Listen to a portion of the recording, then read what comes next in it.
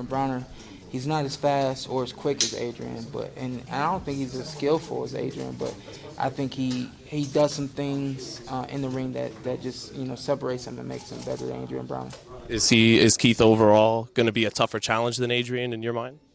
I think so. I think we'll see. Adrian wasn't expecting us to do what we did against him, so we'll see what happens with Keith. What went through your head when you got knocked down by Broner, and were you legitimately hurt? My first thought was I looked over to my dad, and of course he saw it. My thought was, "Did you see that?" and but I heard him scream, "Get up!" and I was already getting up, but I don't know, man. That was a moment for me, a moment to learn from for sure, and definitely a moment I won't forget because it's gonna show up some other time in my career where I'm gonna need that kind of mental fortitude to continue to do what's right and not what I want to do. You're not concerned about Keith's power? No. That even if you could tell the way he landed that punch. The punch really had no true power on it. It was all about me doing me, and it was a moment where I shouldn't have been doing me, So, yeah, like I said, I'm not worried about Keith's power. Was that what you would call a flash knockdown, or were you legitimately hurt? It's what I've heard referred to as a flash knockdown. I think a flash knockdown is when a guy gets hit and it's not a big punch, but he just goes down. So. I'm not really well versed in the art of getting knocked down. So. Hey Shawn, Matt Jake with PBC.com. We've seen you often.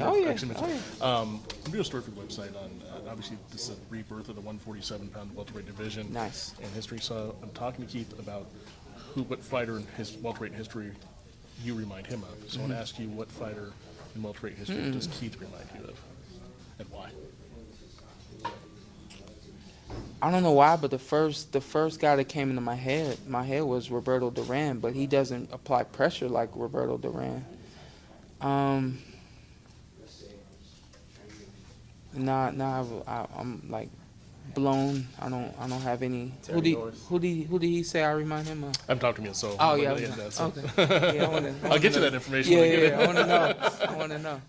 Shawn. But what? At the end of the day, I do want to. When I'm done with this sport, I want to do some things that, it's cool to be compared to other fighters, especially great fighters, but to have your own style and have other people emulating you, I think that would be something I would like to see happen when I'm done. Would you say Duran maybe because of his power? I think that was maybe why he was the first person that popped out into my head. Yeah.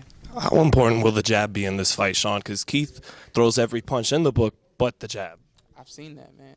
The jab is very important. We're working on that every day. Yeah.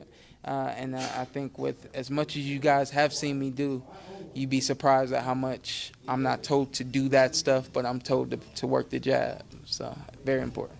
Is it better for you for this to be a high-paced fight? Do you not want Keith to slow the pace down? I don't want Keith to slow it down. I don't want Keith to be able to control anything. That's not how I fight. That's not what I've learned since I began boxing. I've always been taught that you control everything about the fight, in the fight, from top to bottom. And so, yeah, I don't want him to slow the tempo down. I'm not going to allow him to do that. But I'm definitely not going to rush. It's all about, control boxing, controlled aggression, and like the young lady said earlier, taking it one round at a time. Shawn, regarding the welterweight division, Shawn, does this where you're at now in your contemporaries right now? Does it remind you of the '80s? Is it that good? Is it going to be that good? Is it going to be that? I feel like fighting Keith reminds me of the '80s. I don't know if there's anyone else willing to step up and do what him and I are doing right now.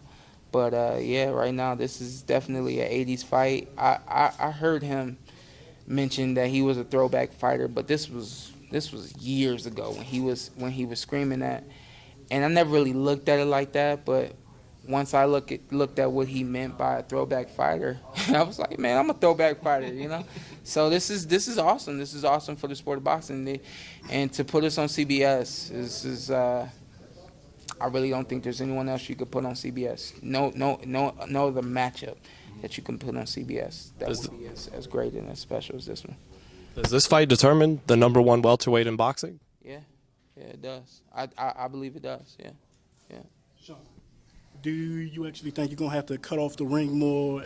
We saying more than likely Keith is gonna move more this fight. Yeah, I expect Keith to move more. I saw a little video clip of him today, and he was moving around the ring, and it just reminded me a little bit of when we did spar. He moved around the ring a lot, and in his fights, he moves around the ring a lot. You know, so it's definitely about you know, cutting off the ring again, not being over aggressive or rushing or anything like that, but definitely making the ring quote unquote smaller, and you know, not allowing him to, you know, adjust and control the tempo.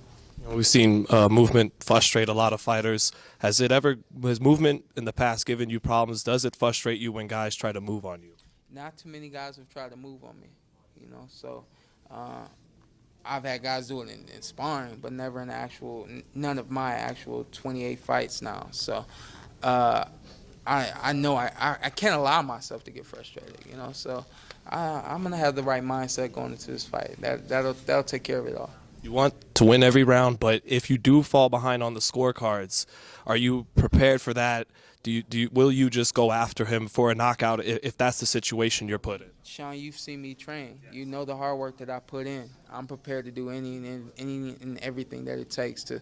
I want to get on that plane with that belt. I don't want to get on that plane if I don't have the belt. So with that being said, I'm ready to do any and everything that it takes. Well, last question, Shawn. Thank you. Everybody always wants a great fight, but are you and Keith too fast, too young, to where you guys are going to be missing a lot of the night? You know, that kind of fight where there's too much speed. You got to be precise, but I mean, I've looked at that. I don't think that that's going to happen. I have looked at that. I've been in the ring with guys who fight a lot like me, so a lot of times we're just missing. It's like, dang. It's like, dang, you know, you gotta hit him. But I don't think that's gonna happen. I've looked at that I've looked at that in my head as well, but I don't think that's gonna happen. Thanks a lot, Shawn. You got it. Hey Shawn, with the looking at the welterweight title picture, would you like to get the Kell Brook Jesse Vargas winner with a winner of that having the IBF and the WBO, or what's actually Danny Garcia, whoever he fights next? Right. I want to unify the title. So whether that's Kell Brook and the winner of Kell Brook and Jesse Vargas, or Danny Garcia and whoever he fights, those are the three big belts: WBA, IBF, and WBC. So that's what I'm looking for.